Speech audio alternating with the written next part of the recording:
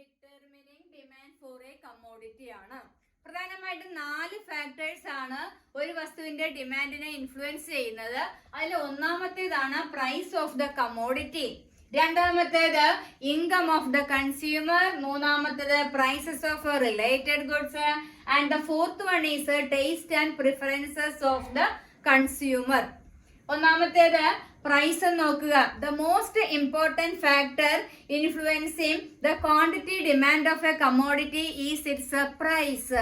അതായത് ഒരു വസ്തുവിന്റെ ഡിമാൻഡിനെ ഇൻഫ്ലുവൻസ് ചെയ്യുന്ന ഏറ്റവും പ്രധാനപ്പെട്ട ഘടകം എന്ന് പറയുന്നത് അതിന്റെ പ്രൈസ് ആണ്. When price increases, quantity demand of the commodity decreases, and when price decreases, quantity demand of the commodity increases. That means there is an inverse relationship between price and quantity demand of the commodity. അതാണ് പ്രൈസിനെ കുറിച്ച് പറയാനുള്ളത്. The second important factor is income of the consumer. ഒരു കൺസ്യൂമറിന്റെ ഇൻകത്തിൽ ഉണ്ടാകുന്ന വ്യത്യാസം അനുസരിച്ച് demand എങ്ങനെ മാറുന്നു. അതിൽ നമുക്ക് 2 വസ്തുക്കളെ കുറിച്ച് പറയുവാനുണ്ട്. ഒന്ന് നോർമൽ ഗുഡ്സ്, രണ്ടാമത്തേത് ഇൻഫീരിയർ ഗുഡ്സ്. എന്താണ് നോർമൽ ഗുഡ്സ് എന്ന് പറഞ്ഞാല് ഇൻകം കൂടുന്നതിനനുസരിച്ച് ഡിമാൻഡ് കൂടുന്ന വസ്തുക്കളെ നമ്മൾ വിളിക്കുന്ന പേരാണ് normal goods. Income and demand for normal goods move in the same direction. വളരെ ഇമ്പോർട്ടന്റ് ആണ്. സെയിം ഡയറക്ഷനിലാണ് ഇൻകം കൂടുമ്പോൾ ഡിമാൻഡും കൂടുന്നു. ഏതിന്റെ കാര്യത്തില്? നോർമൽ ഗുഡ്സിന്റെ കാര്യത്തില്. ഇനി അടുത്തത് ഇൻഫീരിയർ ഗുഡ്സ്, ക്വാളിറ്റി കുറഞ്ഞ വസ്തുക്കളാണ്. അതെങ്ങനെയാന്ന് നോക്ക്. Income and demand for inferior goods move in the opposite direction. നമുക്ക് വരുമാനം കൂടുന്നതിനനുസരിച്ച് നമ്മൾ നേരത്തെ വാങ്ങിയിരുന്ന ചീപ്പർ കമ്മോഡിറ്റീസിന്റെ അളവ് നമ്മൾ കുറക്കുന്നു. അതാണ് ഓപ്പോസിറ്റ് ഡയറക്ഷനിലാണ് ഇൻകവും ഇൻഫീരിയർ ഗുഡ്സിന്റെ ഡിമാൻഡും മൂവ് ചെയ്യുന്നത്. Then third important factor is prices of related goods. മറ്റു വസ്തുക്കളുടെ പ്രൈസിൽ ഉണ്ടാകുന്ന മാറ്റവും നമ്മൾ വാങ്ങാൻ ആഗ്രഹിക്കുന്ന വസ്തുക്കളുടെ ക്വാണ്ടിറ്റി ഡിമാൻഡ് ചെയ്യുന്നതിലെ വ്യത്യാസങ്ങൾ വരുത്തുന്നു. അത് ഏതൊക്കെ വസ്തുക്കളാണ് നോക്ക്. ഒന്നാമത്തേത് സബ്സ്റ്റിറ്റ്യൂട്ട് ഗുഡ്സ്, ഒന്നിന് പകരം നമ്മൾ ഉപയോഗിക്കുന്ന മറ്റു വസ്തുക്കള്. നോക്ക്, price of substitute goods and its demand move in the same direction. Price of substitute goods and its demand, substitute ഗുഡ്സിന്റെ പ്രൈസും ഡിമാൻഡും തമ്മിൽ ഒരേ ഡയറക്ഷനിൽ മൂവ് ചെയ്യുന്നു. അത് വളരെ ഇമ്പോർട്ടന്റ് ആണ്. രണ്ടാമത്തേത് കോംപ്ലിമെന്ററി ഗുഡ്സ്, അതായത് നമ്മുടെ ഏതെങ്കിലും ഒരു ആവശ്യം സാറ്റിസ്ഫൈ ചെയ്യുന്നതിന് ഒന്നിനേക്കാൾ കൂടുതൽ വസ്തുക്കൾ ആവശ്യമായിട്ട് വന്നാൽ അതിനെ നമ്മൾ വിളിക്കുന്ന പേരാണ് കോംപ്ലിമെന്ററി ഗുഡ്സ്. അവിടെ എന്താ പ്രത്യേകത നോക്ക്. Prices of complementary goods and its demand move in the opposite direction. വളരെ ഇമ്പോർട്ടന്റ് ആണ്, അത് മാർക്ക് ചെയ്യണം. ദെൻ ഫോർത്ത് ഇമ്പോർട്ടന്റ് ഫാക്ടർ നമുക്ക് അറിയാവുന്നതാണ് taste and preferences of the consumer. ഒരു ഉപഭോക്താവിന്റെ ഇഷ്ട അനിഷ്ടങ്ങൾക്ക് അനുസരിച്ച് അയാളുടെ ഡിമാൻഡ് മാറുന്നു. ഇഷ്ടമുള്ള വസ്തുക്കൾ നമ്മൾ കൂടുതൽ വാങ്ങാൻ ആഗ്രഹിക്കുന്നു, ഇഷ്ടമില്ലാത്ത വസ്തുക്കളുടെ ഡിമാൻഡ് നമ്മൾ കുറക്കുന്നു. അടുത്തത് നമുക്ക് പഠിക്കാനുള്ള വലിയൊരു ഭാഗമാണ് ചേഞ്ചസ് ഇൻ ഡിമാൻഡ് എന്ന് പറയുന്നത്. ഡിമാൻഡിൽ ഉണ്ടാകുന്ന ചേഞ്ചസ് ഏതെല്ലാം വളരെ ഇമ്പോർട്ടന്റ് ആണ്. എസ് ആയിട്ട് പോലും ചോദിക്കാൻ സാധ്യതയുള്ളതാണ് ചേഞ്ചസ് ഇൻ ഡിമാൻഡ്. നോക്ക്, there are 2 types of changes occur in demand. ഡിമാൻഡിൽ 2 രീതിയിലുള്ള വ്യത്യാസങ്ങൾ നമുക്ക് കാണുവാനായിട്ട് സാധിക്കുന്നു. The first one is known as movement along the demand curve. Movement along the demand curve എന്താണ്? That means changes in demand due to changes in price. Quantity demand of the commodity changes. ഡിമാൻഡിലെ changes സംഭവിക്കുന്നു due to, എന്തുകൊണ്ടാണ്? Due to changes in price. പ്രൈസിലുണ്ടാകുന്ന change അനുസരിച്ച് ഡിമാൻഡിൽ വ്യത്യാസം വരുന്നുവെങ്കിൽ അതിനെ നമ്മൾ വിളിക്കുന്ന പേരാണ് movement along the demand curve. ഇനി ഈ movement along the demand curve are of 2 types. 2 രീതിയിലുണ്ട് movement along the demand curve. ഏതൊക്കെയാണ്? The first one is expansion of demand and the second one is contraction of demand. എന്താണ് expansion, എന്താണ് contraction? അതായത് movement along the demand curve നമ്മൾ എഴുതുമ്പോൾ ഈ വാക്കുകൾ തന്നെയാണ് നമ്മൾ ഉപയോഗിക്കേണ്ടത്. Expansion and contraction.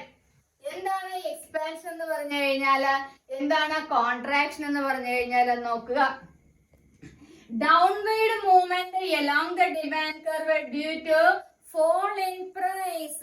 ഡിമാൻഡ് കർവിലൂടെ താഴോട്ടുള്ളൊരു മൂവ്മെന്റ് എന്തുകൊണ്ട്? പ്രൈസ് കുറയുന്നത് കൊണ്ട്. Due to fall in price, പ്രൈസിലുണ്ടാകുന്ന കുറവ് മൂലം. ഡിമാൻഡ് കർവിൽ നിന്ന് മൂവ്മെന്റ്, ഡിമാൻഡ് കർവ് താഴോട്ട് മൂവ് ചെയ്യുന്നുവെങ്കിൽ അതിനെ നമ്മൾ വിളിക്കുന്ന പേരാണ് എന്ത്? Expansion of demand. That means a downward movement along the demand curve. Demand കർവിലൂടെ പോയിന്റുകൾ താഴോട്ട് മൂവ് ചെയ്യുന്നു due to fall in price. അതിനെ നമ്മൾ വിളിക്കുന്ന പേരാണ് expansion of demand.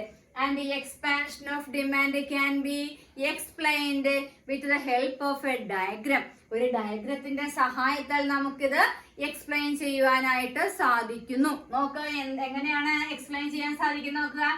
OX axis represents quantity demand of the commodity. OY axis represents price. നമുക്ക് നേരത്തെ അറിയാവുന്നതാണ്. And DD is the demand curve. DD എന്ന് പറയുന്നത് ഡിമാൻഡ് കർവ് ആണ്. ഇനി ആ മൂവ്മെന്റ്, താഴോട്ടുള്ള മൂവ്മെന്റ് എന്തിനെ കാണിക്കുന്നു നമുക്ക് മനസ്സിലാക്കാം. When price is OP, OP price ആയിരിക്കുന്ന സമയത്ത് quantity demand of the commodity is OQ. അത് നമുക്കറിയാം. ഇനി പെട്ടെന്ന് പ്രൈസ് കുറഞ്ഞു എന്ന് സങ്കല്പിക്കുക. When price falls to OP1, OP1 ആയിട്ട്, OPയിൽ നിന്ന് P1 ആയിട്ട് പ്രൈസ് കുറഞ്ഞു. Automatically what will happen to demand? Demand കൂടുന്നു. എക്സ്പാൻസ്. എവിടെ നിന്ന് എവിടെ വരെ? നേരത്തെ OQ വരെ ആയിരുന്നത് ഇപ്പൊ OQ1 ആയിട്ട് ഡിമാൻഡ് കൂടി. അപ്പൊ നോക്ക്, ആദ്യം P ആയിരുന്ന സമയത്ത് ഡിമാൻഡ് OQ ആണ്. ആ പോയിന്റ് കറസ്പോണ്ടിങ് പ്രൈസിന്റെ പോയിന്റ് എന്ന് പറയുന്നത് A ആണ്. ഇനി പ്രൈസ് കുറഞ്ഞപ്പോൾ ആ പോയിന്റ് ഡിമാൻഡ് കർവിലൂടെ എങ്ങോട്ട് മൂവ് ചെയ്തു നോക്കുക.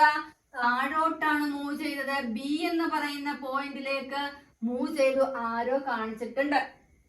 അതാണ് downward movement along the demand curve due to a fall in price. fall in price, price OPയിൽ നിന്ന് OP1 ആയിട്ട് കുറഞ്ഞപ്പോൾ ഡിമാൻഡ് കർവിലൂടെ താഴേക്കൊരു മൂവ്മെന്റ് സംഭവിച്ചു. ഈ DD എന്ന് പറയുന്നത് ഡിമാൻഡ് കർവിനെ സൂചിപ്പിക്കുന്നതാണ്. എയിൽ നിന്ന് ബിയിലേക്ക് ഡിമാൻഡ് കർവ് താഴോട്ട് മൂവ് ചെയ്തു. അതിനെ നമ്മൾ വിളിക്കുന്ന പേരാണ് എക്സ്പാൻഷൻ ഓഫ് ഡിമാൻഡ്. അപ്പൊ അതിന്റെ ഡെഫിനിഷൻ ഇതാണ്. Downward movement along the demand curve due to fall in price is known as expansion of demand.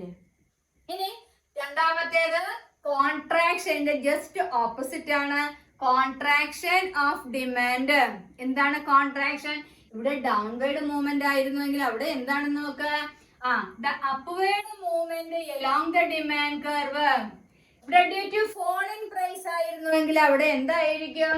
Due to rise in price, പ്രൈസിലുണ്ടായ വർധനവ് മൂലം. ഡിമാൻഡ് കർവ് മൂവ്മെന്റ് സംഭവിച്ചത് മുകളിലോട്ട്. നോക്ക്, അപ്വേർഡ് മൂവ്മെന്റ് ആണ് സംഭവിച്ചിരിക്കുന്നത്. ഡയഗ്രാം സെയിം തന്നെയാണ്, മൂവ്മെന്റ് നമ്മൾ മാറ്റി കൊടുക്കണമെന്ന് മാത്രം. അപ്പൊ അത് നമുക്ക് എങ്ങനെ എക്സ്പ്ലെയിൻ ചെയ്യാൻ സാധിക്കും നോക്കുക. സെയിം ഡയഗ്രാം ആണ്. നോക്ക്, OX axis represents quantity demanded, OY axis represents price. And suppose that when price is OP price ആയിരുന്ന സമയത്ത്, ഇവിടെ നമ്മൾ OP പ്രൈസ് മുകളിലായിരുന്നെങ്കിൽ ഇവിടെ നമ്മൾ ആദ്യമേ കൊടുക്കുകയാണ്. when price is OP, corresponding quantity is OQ. അപ്പോൾ ഇവിടെ നമ്മളൊരു പോയിന്റ് ഡിമാൻഡ് കർവിൽ മാർക്ക് ചെയ്യുന്നുണ്ട്, A എന്ന് പറയുന്നത്. ഇനി when price റൈസ് ആണ്, റൈസ് ഇൻ പ്രൈസ് ആണ്, റൈസസ് ടു OP1 ആയിട്ട് പ്രൈസ് കൂടിയപ്പോൾ ക്വാണ്ടിറ്റി ഡിമാൻഡ് ചെയ്തത് എന്ത് സംഭവിച്ചു? കൂടുമ്പോൾ ക്വാണ്ടിറ്റി കുറയുകയാണ് വേണ്ടത്. OQ1 ആയിട്ട് കുറഞ്ഞു. അപ്പോൾ ഡിമാൻഡ് കർവിനെ നമ്മൾ എവിടെ ടച്ച് ചെയ്തു? B എന്ന് പറയുന്ന പോയിന്റ് ടച്ച് ചെയ്തു. അപ്പൊ നമ്മൾ എവിടെ നിന്ന് എങ്ങോട്ടാണ് മൂവ് ചെയ്തത്? എയിൽ നിന്ന് ബിയിലേക്ക് മൂവ് ചെയ്തു. അപ്വേർഡ് മൂവ്മെന്റ് ആണ്. ആരോ നമ്മൾ കൊടുത്തിട്ടുണ്ട് അപ്വേർഡ് മൂവ്മെന്റ്. അതാണ് movement. The upward movement along the demand curve due to rise in price is known as എന്താണ്? Contraction of demand. കോൺട്രാക്ട് ചെയ്യാൻ പറയുന്ന പറഞ്ഞാല് ഡിമാൻഡ് കുറഞ്ഞു എന്നാണ് മീനിങ്. ഒ പി പ്രൈസ് ആയിരുന്നപ്പോൾ ഇത്രയും ഉണ്ടായിരുന്നു നമുക്ക് ക്വാണ്ടിറ്റി. P1 പ്രൈസ് ആയപ്പോൾ നമുക്ക് ക്വാണ്ടിറ്റി ഇത്രയും മാത്രമേ ഉള്ളൂ. കോൺട്രാക്ഷൻ സംഭവിച്ചു, ഡിമാൻഡ് കുറഞ്ഞു. അതിനെ പറയുന്ന പേരാണ് കോൺട്രാക്ഷൻ ഓഫ് ഡിമാൻഡ്. അടുത്ത നമുക്ക് ഷിഫ്റ്റ് ഇൻ ഡിമാൻഡ് ആണ്. അതായത് ചേഞ്ചസ് ഇൻ ഡിമാൻഡിലെ ഒന്നാമത്തേത് movement along the demand curve. അത് രണ്ടായിട്ട് ഡിവൈഡ് ചെയ്തിരിക്കുന്നു. ഏതൊക്കെയാണ്? Expansion and contraction. ഇനി രണ്ടാമത്തേത് ഏതാണ്? ഷിഫ്റ്റ് ഇൻ ഡിമാൻഡ് ആണ്. ഇവിടെ two types occurring. There are two types of changes എന്ന് നമ്മൾ കൊടുത്തിട്ടുണ്ട്. ടു ടൈപ്സിൽ ഒന്നാമത്തേതാണ് movement along the demand curve. അതിൽ രണ്ട് ചേഞ്ചസ് ഉണ്ട്, എക്സ്പാൻഷൻ ആൻഡ് കോൺട്രാക്ഷൻ. രണ്ടാമത്തേതാണ് ഏതാ? Shift in demand. അതിലും രണ്ടെണ്ണം നമുക്ക് പഠിക്കാനുണ്ട്. Shift in demand. Shift in demand സംഭവിക്കുമ്പോൾ എന്താണ്? ഇവിടെ പ്രൈസ് മൂലമാണ് ഡിമാൻഡിൽ ചേഞ്ച് ഉണ്ടായത് എങ്കിൽ അതിനെ നമ്മൾ movement along the demand curve എന്ന് വിളിക്കുന്നു. ഇനി പ്രൈസ് അല്ലാതെയുള്ള മറ്റു ഫാക്ടേഴ്സ് മൂലം, ഫാക്ടേഴ്സ് അതർ ദാൻ പ്രൈസ്, അല്ലെങ്കിൽ അതിനെ പറയുന്ന പേര് നോൺ പ്രൈസ് ഫാക്ടേഴ്സ്. പ്രൈസ് അല്ലാതെയുള്ള മറ്റു വസ്തുക്കൾ മൂലം ഡിമാൻഡിൽ ചേഞ്ചസ് ഉണ്ടായാൽ അതിനെ നമ്മൾ വിളിക്കുന്ന പേരാണ് shift in demand. Changes in demand due to changes in non price factors. വളരെ ഇമ്പോർട്ടന്റ് ആണ് നോൺ പ്രൈസ് ഫാക്ടേഴ്സ്. ദെൻ അതും രണ്ട് രീതിയിലുണ്ട്. അവിടെ നമ്മൾ ഉപയോഗിക്കുന്നത് എക്സ്പാൻഷനും കോൺട്രാക്ഷനും അല്ല. അവിടെ ഉപയോഗിക്കേണ്ട വാക്ക് increase in demand and decrease in demand ആണ്. ഷിഫ്റ്റ് ഇൻ ഡിമാൻഡ് ആണെങ്കിൽ തന്നെ അതിന്റെ മീനിങ് ഉണ്ട്, ഡിമാൻഡ് കർവ് ഒന്നിൽ നിന്ന് മറ്റൊരു സ്ഥലത്തേക്ക് ഷിഫ്റ്റ് ചെയ്യാണ്. അതാണ് ഷിഫ്റ്റ് ഇൻ ഡിമാൻഡ് എന്നറിയപ്പെടുന്നത്. അതിൽ ആദ്യത്തേത് ഇൻക്രീസ് ഇൻ ഡിമാൻഡ് ആണ്. ഇൻക്രീസ് ഇൻ ഡിമാൻഡ് സംഭവിക്കുമ്പോൾ ഡിമാൻഡ് കർവിന് എന്താണ് ചേഞ്ച് ഉണ്ടാവുന്നത്? That means a rightward shift of the demand curve due to എന്താണ്? Favourable non price factors. വളരെ ഇമ്പോർട്ടന്റ് ആണ്. A rightward shift of the demand curve due to favourable, അനുയോജ്യമായിട്ടുള്ള, price അല്ലാതെയുള്ള മറ്റു ഫാക്ടേഴ്സ് അനുയോജ്യമായിട്ട് വന്നത് കൊണ്ട് ഡിമാൻഡ് കൂടിയെങ്കിൽ, അപ്പോൾ ഡിമാൻഡ് കർവ് റൈറ്റിലേക്ക് ഷിഫ്റ്റ് ചെയ്യുന്നു. അതിനെ നമ്മൾ വിളിക്കുന്ന പേരാണ് എന്താ? increase in demand. And the increase in demand can also be explained with the help of a diagram. ഒരു ഡയഗ്രത്തിന്റെ സഹായത്താൽ നമുക്ക് ഇത് എക്സ്പ്ലെയിൻ ചെയ്യാം. നോക്ക്, OX axis represents a quantity, OY axis represents the price of the commodity, and the original demand curve is a DD. DD എന്ന് പറയുന്നതാണ് original demand curve. And suppose that price is OP. OP price ആയിരിക്കുന്ന സമയത്ത് quantity demand ചെയ്തിരിക്കുന്നത് OQ ആണെന്ന് സങ്കല്പിക്കുക. ഇനി നമ്മൾ പറഞ്ഞു പ്രൈസ് അല്ലാതെയുള്ള മറ്റു ഫാക്ടേഴ്സ് മൂലം ഡിമാൻഡിൽ വർധനവ് സംഭവിച്ചാൽ അതിനെ പറയുന്ന പേരാണ് ഇൻക്രീസ് ഇൻ ഡിമാൻഡ്. ഇനി ഇൻക്രീസ് ഇൻ ഡിമാൻഡ് സംഭവിക്കുന്നൊക്കെ പ്രൈസ് സ്ഥിരമായിട്ട് നിൽക്കെ, പ്രൈസിൽ ഒരു വ്യത്യാസവും സംഭവിക്കുന്നില്ല, നേരത്തെ ഉണ്ടായിരുന്ന അതേ price, no change in price. പ്രൈസിൽ വ്യത്യാസമില്ലാതെ, അപ്പോൾ വ്യത്യാസം മറ്റു ഫാക്ടേഴ്സിലാണ്. അതിനെ നമ്മൾ വിളിക്കുന്ന പേരാണ് നോൺ പ്രൈസ് ഫാക്ടേഴ്സ്, അല്ലെങ്കിൽ ഉപയോഗിക്കുന്ന വാക്കാണ് ഫാക്ടേഴ്സ് അതർ ദാൻ പ്രൈസ്. പണ്ടത്തെ അതേ വിലയില് മറ്റെന്തൊക്കെയോ മാറ്റങ്ങൾ സംഭവിച്ചു, ഇൻകം ആകാം, ടേസ്റ്റ് ആൻഡ് പ്രിഫറൻസ് ആകാം, അതിലൊക്കെ ഉണ്ടായ ഫേവറബിൾ ആയിട്ടുള്ള ചേഞ്ചസ് മൂലം ക്വാണ്ടിറ്റി ഡിമാൻഡ് ചെയ്യുന്നത് കൂടിയേക്കുന്നു. OQ1 ആയിട്ട് കൂടി, ക്വാണ്ടിറ്റി OQവിൽ നിന്ന് Q1 ആയിട്ട് കൂടിയിരിക്കുന്നു. Q1 price remains constant. Price നേരത്തെ ഉണ്ടായിരുന്ന അത് തന്നെ, പക്ഷേ ക്വാണ്ടിറ്റി കൂടിയിരിക്കുന്നു. അതിനെ നമ്മൾ പറയുന്ന പേരാണ് ഇൻക്രീസ് ഇൻ ഡിമാൻഡ്. പ്രൈസ് അല്ലാതെയുള്ള മറ്റു ഫാക്ടേഴ്സ് മൂലം ഡിമാൻഡിൽ വർധനവുണ്ടായാൽ അതിനെ പറയുന്ന പേരാണ് increase in demand. Increase in demand സംഭവിക്കുമ്പോൾ ഡിമാൻഡ് കർവ് പുതിയതൊരെണ്ണം വരുന്നു, റൈറ്റിലേക്ക് പുതിയൊരു ഡിമാൻഡ് കർവ് ഉണ്ടാകുന്നു. ഇനി ഇതിന്റെ ജസ്റ്റ് ഓപ്പോസിറ്റ് ആണ് ഏത്? Decrease in demand. എന്തായിരിക്കും? ഇൻക്രീസ് ഇൻ ഡിമാൻഡിൽ എന്തെല്ലാമാണോ എഴുതിയത് അതിന്റെ ഓപ്പോസിറ്റ് എഴുതുക. അതായത് leftward shift of the demand curve due to, എന്തുകൊണ്ടായിരിക്കാം? ഇവിടെ ഫേവറബിൾ ആയിരുന്നുവെങ്കിൽ അവിടെ unfavourable non price factors, unfavourable non price factors മൂലം ഡിമാൻഡ് ലെഫ്റ്റിലേക്ക് താഴോട്ട് ഷിഫ്റ്റ് ചെയ്താൽ അതിനെ നമ്മൾ പറയുന്ന പേരാണ് എന്ത്? Decrease in demand. അത് നമുക്ക് എക്സ്പ്ലെയിൻ ചെയ്യാൻ സാധിക്കും. നോക്ക്, പ്രൈസ് OP ആയിരിക്കുന്ന സമയത്ത് ആദ്യത്തെ ഡിമാൻഡ് കർവ് DD ആണ്.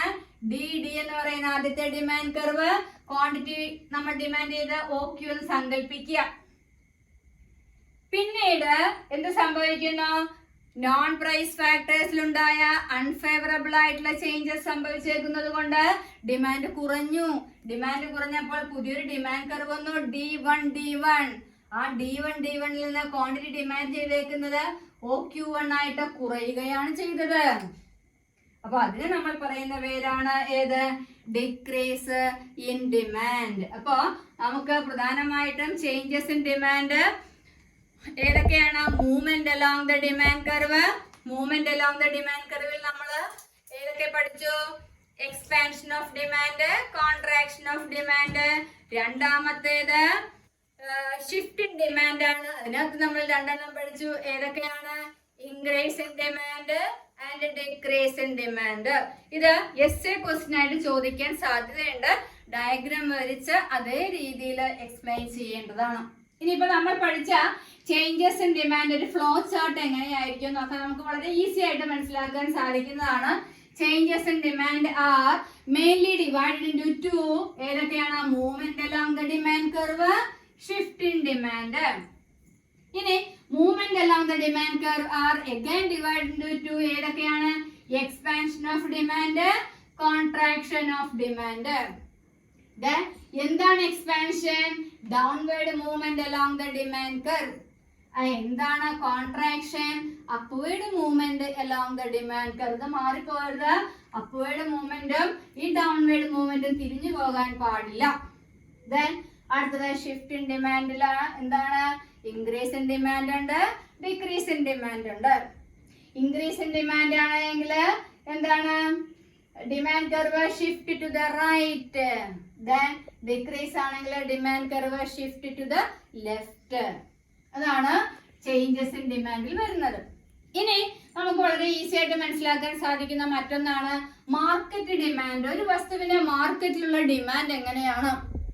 ഒരു വസ്തു പ്രത്യേക സമയപരിധിക്കുള്ളിൽ വ്യത്യസ്തരായിട്ടുള്ള ആളുകൾ ഡിഫറെന്റ് പ്രൈസസിൽ എത്രമാത്രം ക്വാണ്ടിറ്റീസ് വാങ്ങുന്നു അതിനെ നമ്മൾ പറയുന്ന പേരാണ് മാർക്കറ്റ് ഡിമാൻഡ്. നോക്കേ, the quantity of a commodity that all consumers in a market are willing to buy at different prices in a given period of time is known as market demand. ഇനി എങ്ങനെയാണ് ഈ market demand add ചെയ്യുന്നത്? അവിടെ നമുക്ക് market demand calculate ചെയ്യുമ്പോൾ ചിലപ്പോൾ തെറ്റിപ്പോകാൻ സാധ്യതയുണ്ട്. അതിന് നമുക്ക് രണ്ട് കൺസ്യൂമേഴ്സിന്റെ ഡിമാൻഡ് ഒന്ന് നോക്കാം. എ എന്ന് പറയുന്ന കൺസ്യൂമർ, ബി എന്ന് പറയുന്ന കൺസ്യൂമർ, രണ്ടു കൂട്ടരും കൂടി വാങ്ങിയിരിക്കുന്നതിനെ പറയുന്ന പേരാണ് മാർക്കറ്റ് ഡിമാൻഡ്. എ എന്ന് പറയുന്ന കൺസ്യൂമർ പ്രൈസ് 10, 20, 30, 40 ആ സമയത്ത് അയാൾ വാങ്ങിയിരിക്കുന്ന ക്വാണ്ടിറ്റി എന്ന് പറയുന്നത് 10 രൂപയായിരുന്ന സമയത്ത് 5, 20-ന് 4, 30-ന് 3, 40-ന് 2. ഇനി ബി എന്ന് പറയുന്ന ആൾ വാങ്ങിയിരിക്കുന്നത് പ്രൈസ് സെയിം ആണ്, അയാൾ വാങ്ങിയിരിക്കുന്ന ക്വാണ്ടിറ്റി ഡിഫറെന്റ് ആണ്. 10 രൂപയായിരുന്ന സമയത്ത് അയാൾ 7 കിലോ വാങ്ങിയെന്ന് സങ്കല്പിക്കുക. ഇയാൾ 5 വാങ്ങിയെങ്കിൽ അയാൾ 7 വാങ്ങി. 20 ആയിരുന്ന സമയത്ത് ഇയാൾ 6 വാങ്ങി. 30 ആയ സമയത്ത് 5. അങ്ങനെയാണ് എങ്കിൽ മാർക്കറ്റ് ഡിമാൻഡ് നമുക്ക് എങ്ങനെ കണ്ടുപിടിക്കാൻ സാധിക്കും? അപ്പൊ ഇവിടെ തെറ്റിപ്പോകാൻ സാധ്യതയുള്ള ഇതാണ്. പ്രൈസ് എഴുതുന്നു, 10, 20, 30, 40 തന്നെ പ്രൈസ്. ഇനി നമ്മൾ ചെയ്യേണ്ടത് ഡിമാൻഡുകൾ മാത്രം ആഡ് ചെയ്യുക. ഇടക്ക് പ്രൈസ് വരുന്നുണ്ട്, എയുടെ പ്രൈസ് ഉണ്ട്, ബിയുടെ പ്രൈസ് ഉണ്ട്. Horizontal summation of individual demand is known as market demand. അതായത് ഹൊറിസോണ്ടൽ ആയിട്ട് നമ്മൾ ഇൻഡിവിജ്വൽ ഡിമാൻഡിനെ ആഡ് ചെയ്താലാണ് അത് എന്തായിട്ട് മാറുന്നത്? മാർക്കറ്റ് ഡിമാൻഡ് ആയിട്ട് മാറുന്നത്. ഹൊറിസോണ്ടലി നമ്മൾ എങ്ങനെ ആഡ് ചെയ്യുന്ന നോക്ക്. എ എന്ന് പറയുന്നയാള് 10 രൂപ പ്രകാരം എത്ര വാങ്ങി? 5 കിലോ വാങ്ങി. ബി എന്ന് പറയുന്നയാൾ അതേ 10 രൂപ പ്രകാരം 7 വാങ്ങി. അപ്പൊ നമ്മൾക്ക് ആഡ് ചെയ്യുമ്പോൾ എത്ര കിട്ടും?